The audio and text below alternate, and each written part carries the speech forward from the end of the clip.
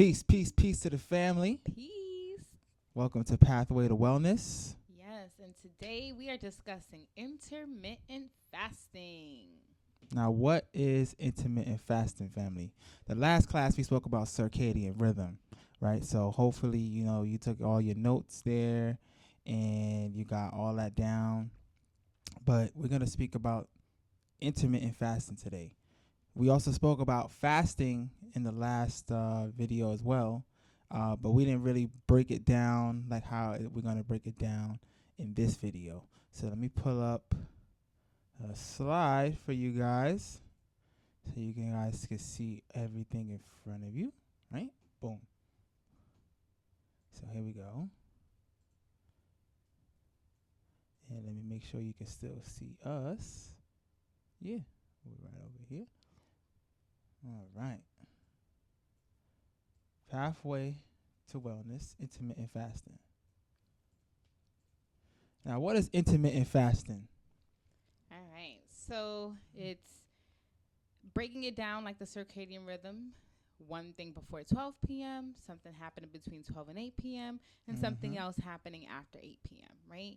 So before 12 p.m., as according to these pictures, all you see is beverages. You see water, you see tea, and you see more tea because we don't drink coffee around here. And it's also the fasting window, right? So this is the time where you wouldn't be eating or consuming any food, right? So this is before 12 p.m. If you remember from the first video in circadian rhythm, what is happening between that period? This is the elimination cycle from 4 a.m. to 12 noon, right? When your body is trying to excrete and get waste out, right? So when you're intermittent fasting window, you're not eating anything. If anything, you're just putting liquids inside the body, right? So between 12 and 8 p.m. is the eating window. What is this in the circadian rhythm? This is the elimination period. This is when your body is metabolizing and breaking down everything on all of the foods. This is when your digestive system is active and the cells are actually working to break down food and metabolize. They're not dormant like it would be after 8 p.m., which is another fasting window, right? So technically, if you look over here, you got 8 hours, right? So that's you add that's 16 hours. So that's 16 hours that you fasted. This is intermittent fasting. So 16 hours you're not eating anything while you have 8 hours of eating time, right? And you're eating between the elimination period, which is when your body is supposed to be basically eating and digesting foods at those times. So let's talk about fasting. Let's take away the word intermittent fasting. Let's just talk about what fasting is. And fasting is willingly denying your body of nourishment from foods for a period of time. During this time, the human growth hormone, aka HGH, is produced when you're fasting, and that speeds up your metabolism due to you giving your digestive system a vacation from having to break down food. And your body takes up to 65% of its energy just to digest food. And fasting, of course, is one of the best ways to cleanse and detox your body. Absolutely. So remember, willingly denying your body. So you're willingly, like, it has to be voluntarily. It has to be you making that thought and saying, I'm not going to put food in me. It can't be forced upon you, right? And you're willingly denying your body of that nourishment, right? And what this is going to do, this is going to stimulate and cause that HGH hormone, which is naturally produced in the body, HGH, which is a human growth hormone. Remember, hormones give instructions, right? And it's going to cause your body to actually speed up in metabolizing. When your body is metabolizing like that at a faster rate, right, you're going to be able to break down more foods. And when you're not eating, remember, 65% of your body's energy goes to digesting food. When you're not putting food in your body so often, so much at a time, where do you think all that energy is going to go to? This is why you get a boost of energy when fasting, right, and doing it properly. And this is one of the best ways to cleanse and detox because you're giving your digestive system a vacation, a break, where it doesn't have to deal with having to metabolize and break down all these foods. So if you're applying this to your life every day with intermittent fasting, imagine all the higher energy levels you will feel because you're actually not eating for more than a day. It's 24 hours in a day. 16 of those hours you're not putting food in your body, Mm-hmm. right? You're actually going to be putting more liquid in your body because your body is 80 to 90% liquid, right? You got lymph, blood, water, all these different things inside of you, which is, all liquid substances. And your body wants the food not as a solid, not as a gas, but as a liquid substance so it can absorb and assimilate, right? So, but what are you absorbing and assimilating, right? Nutrients. We need the nutrients from the fruit. We're going to get this nutrition, right? The nourishment from the fruits. Now, what are nutrients? Nutrients are a substance that provides nourishment to a Mm-hmm. living organism. Nutrients are essential for healthy growth, development, function, and the maintenance of life. And the process by which a living organism assimilated food and uses it for growth, liberation of energy, which is ATP, Mm-hmm. and the replacement of tissues. Nutrients are so important. Yeah, where do we find an abundance of nutrients? Fruits. Yes, family. We're going to find all these nutrients in a whole bunch of different fruits, right? Fruits, 80 to 90% water, right? This is another reason why you would eat these things in the morning if you do choose to eat, because they are 80 to 90% water. So your body doesn't have to exert as much energy as it would when trying to break down bacon, egg, and cheese, waffles, cereal, a solid that you're mixing with liquid, which is causing your digestive system to be confused because you got liquid and solid in there at the same time. So this is another thing when it comes to food combinations as well, right? So just really think about what you're putting in your body and the times that you're putting things in your body. It's not about what you're eating. Well, it is about what you're eating too, but remember, this is not designed for you to become vegan, not designed for you to be just a meat eater, not designed for you to be vegetarian. This is for you to understand what you're putting in your body. And right now, we're speaking specifically on the rhythm of the body and fasting and the science and understanding all that stuff. But we don't just need nutrients, we also need the elements, right? Another word for that is called what we call minerals. Minerals. You know what I'm saying? And as you can see, those are like crystalline structures over here, right? We have a whole bunch of different minerals. What are minerals? Minerals are a solid substance of natural occurrence, not genetically modified, but natural occurrence. They are a substance that is needed by the human body for optimal health. And minerals are also an inorganic solid substance having a chemical composition and characteristic crystalline structure, color, and hardness. And where are we going to find the food that has an abundance of minerals? Your greens, Veggies. family. You need to eat your greens, your leafy vegetables, right? When we speak about it, green beans contains a whole bunch of, you got iron, potassium, you know what I mean? Your sugar snap peas got the manganese, lutein, the selenium, your lettuce, asparagus, well, zucchini's a fruit, but we got the calcium, the magnesium, the zinc, copper, sodium, and it's a whole bunch of other minerals that exist inside of these veggies that we need that is essential for the body, right? And the reason why it's good to eat these. And remember, also getting the roots, right? Eating the Oh, yeah. stems of these veggies is good because remember, those are the ones that's in the soil. They're like stuck in the soil. The leaves usually, they blossom, they sprout off of the stems, right? But the Yeah. stems are in the soil. The root is in the ground. And where are these minerals? In the soil, right? So you're gonna find them more a higher concentration of those minerals within the roots. So I suggest you can Roots like burdock and beets and turmeric. turmeric. Yes, all of these things that are living underground. Mm-hmm.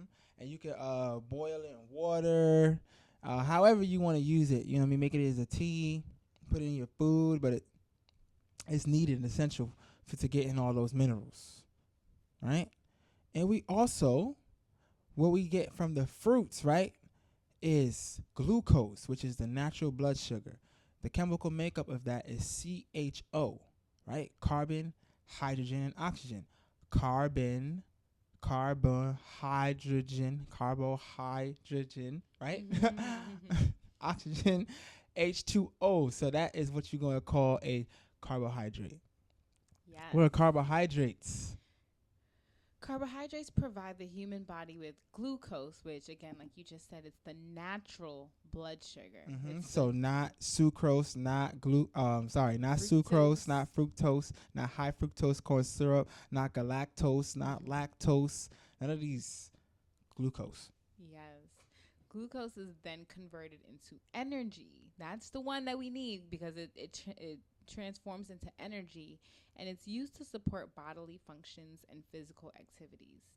The healthiest source of carbohydrates are unprocessed, not the fruits that you get in the with inside the syrup like the fruit cups. No, but unprocessed fruits, vegetables, and natural ancient grains.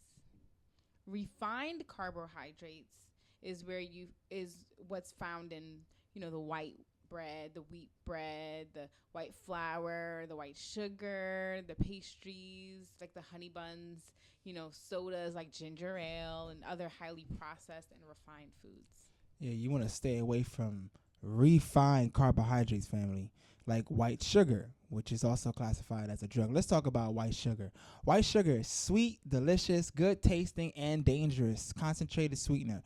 White sugar is a refined carbohydrate. We're talking about that right now. And it's technically classified as a drug. It takes 4 pancreases to process white sugar. If you guys didn't know, if you don't know anatomy like that, understand it. Look, humans have 1 pancreas, right? We just said it takes 4 pancreases to process white sugar. Why do you think a lot of people are dealing with diabetes, Yeah. right? White sugar stresses the pancreas, the kidneys, the liver, starves the brain of oxygen. Hypoxia. Oxygen is the food of the body. 3 minutes without oxygen to the brain, to the body, your brain, you can be classified as brain dead. You understand what I'm saying? So it's like imagine your body not receiving that oxygen. So white sugar is gonna starve your brain of that. Yeah. Right? Cause adrenal weakness, right? Baldness, attention deficits, blindness, tooth decay, high blood pressure, allergies, bone loss, infertility, cataracts, glaucoma, nerve damage, multiple sclerosis, brain damage, Alzheimer's, senility, kidney failure, diabetes, mood swings, hypoglycemia, hyperactivity, and arthritis. Do we need to keep going? This is just white sugar. Look at all of these different and symptoms. It's in so much. It's in so many things. Right? And this is what's in all of these processed foods, what's in all of these different GMOs. It's in the cereals. All of that. It's in the. I know some people like to have like condensed milk. It's in that. It's in your sodas. Unless they say it's sugar free, then it has something very. It's almost as bad. It's in the starches. It's basically they even put it in some meats. Like it's that real. It's because remember it's used as a drug, and people are addicted to it. It causes cellular waste to congest the soft tissue and bones. Requires large amounts of water. This is what causes you to be dehydrated. We're gonna speak about dehydration later down in the week, right? And how important water is to your body as well as the oxygen, right? It's funny, it's H2O, hydrogen, oxygen, oxygen, and you get water. You need that, right? So flush it out the system, and it is one of the most addicting and harmful drugs used. Remember, they're not even calling it a food; they're calling this a drug, right? So this is very important, family. So now, remember, let's get right back to the topic: intermittent fasting. So, if we was to basically keep telling you or explain to you about intermittent fasting and how you can apply this to your lives right now so you can see these changes, right? Remember, this program is designed for you to become your own doctor. So if you was to take the time out to say, you know what, today, whatever time you're watching this, I'm not going to eat past 8 o'clock, right? You're just going to experiment and see how your body feels in the morning, right? Now, we just told you about where you can find the best nutrients, where you can find the minerals, and everything your body's going to need, and what some things you can avoid, right? And what you should be eating in the morning, right? If you're going to eat in the morning. And then with that, you can kind of go along and watch your progress through the week, through the months, throughout whenever you're trying it out, and you can literally see how your body will um, give you more energy. You'll feel more energized, right? You'll feel more clear. You'll feel more in rhythm, right? Because remember, this whole thing is designed for you to be in rhythm with With the nature, universe, yeah. be in rhythm with nature, right? To understand, right, like the proper times that your body is actually assimilating nutrients, actually digesting food. Think about it. If you're, it's like a work shift. If you're working from 9 to 5, from 5 to 5 and on, I'm off. Don't even talk to me. I'm out. Don't. I'm listen. I clocked out. So now, if you're gonna be putting food in your body at midnight, 1 o'clock, 2 in the morning, you're going to a drive-through, getting something. Them cells in your body is like, hey, I don't You work at sleep. this time, right? Melatonin is in the atmosphere, so you got to understand your body goes with that circadian rhythm. So this is when your body is actually supposed to be sleeping, right? It's that hormone that gives the instruction for sleep. Serotonin is going to be out when the sun is out. This is when it's active, and this is when those cells that are digesting are active, right? So it's literally that simple. So once you understand, and that is one of the laws of nature. Yeah, you definitely want to go in rhythm with what your body is doing. The more you fight against your body, the more your body has to try. It's really hard to get it together. So just now that you know your body's rhythm, just try to help it out. If it's eliminating in the morning and you're noticing, oh man, I ain't go to the bathroom yet. Like, you can try to do something that will help you to go to the bathroom in the morning. There's Mm-hmm. certain yoga um, positions that where you're twisting those digestive organs so that it's kind of helping the flow to come out. Drink more water so that you can have that opportunity to continue to push out. And then, like he said, the fruits are 80 to 90% water. So if you're having that in the morning, it can help to push things out as well. Absolutely. Yes, family. So this is intermittent fasting, week 1 of Pathway to Wellness. Looking forward to seeing you in the next class. Peace, love, and light. Peace.